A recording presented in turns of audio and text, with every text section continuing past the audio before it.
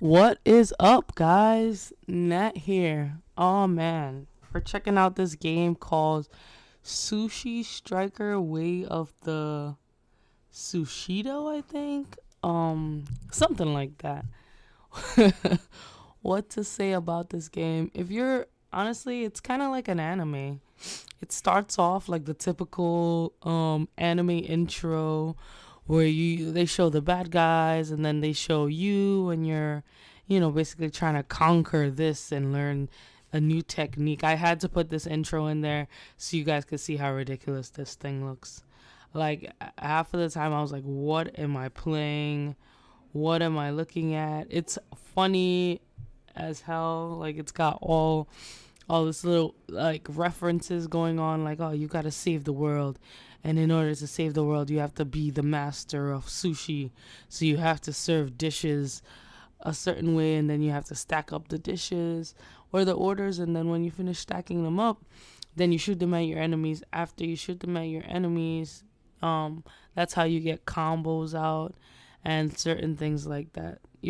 I'm looking at it this as much as you guys are looking at it. This intro is hilarious. I swear, I'm like, feel like I'm tuning into like the next episode of Naruto or something. Like, oh, it starts off and then this is all the enemies, and you have the ultimate enemy in the background, and this is how you're gonna end up going against him and this and that.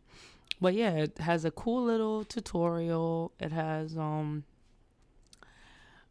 different like levels, but it's like a story, so you go to different areas and different parts of the story, and based on how you go around there, that's how you that's the enemies you go up against. And basically you just stack the plates. You stack up the same colored plates, and when you stack up, I believe 10 or 11, then that's the highest stack you can do, and then you shoot them at your enemy, causing damage to them.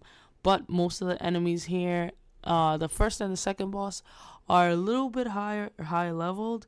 So I think they're mainly there just to get you comfortable with the stacking of the plates and the stacking of the dishes. Um, it's a cool concept, but I don't know. Retail, this game is $50. The graphics are great. The art style is great. It's funny, but it's not $50 funny. To me, nothing about this game is $50.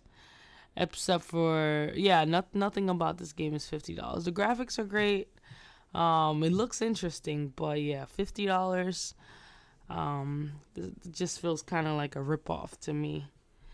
Like, but yeah, I mean, I guess if you're looking for an easygoing game where you can just basically, it's kind of like, I guess, a little bit like Candy Crush or one of those like mobile phone games where you're stacking up different colors, and when you stack up certain amount of colors, then you can do like a combo, and it's gonna destroy like a good amount of the field or something, where you could do this and that, and then you can get, something like that going on. But yeah, there's 2 stacks, 3 stacks, 4 stacks, 5 stacks, different amount of stacks to be able to shoot a combo at an enemy, and when you stack it up high enough, then you could just throw it at them. And I haven't seen an ultimate move yet. I guess maybe like only the enemies like have ultimate moves or something, because I didn't get an ultimate move. I think the highest I stacked up to was 12, and nothing happened. I did like a small amount of damage, so I'm assuming maybe I need to use different combos or something and see what the end result is.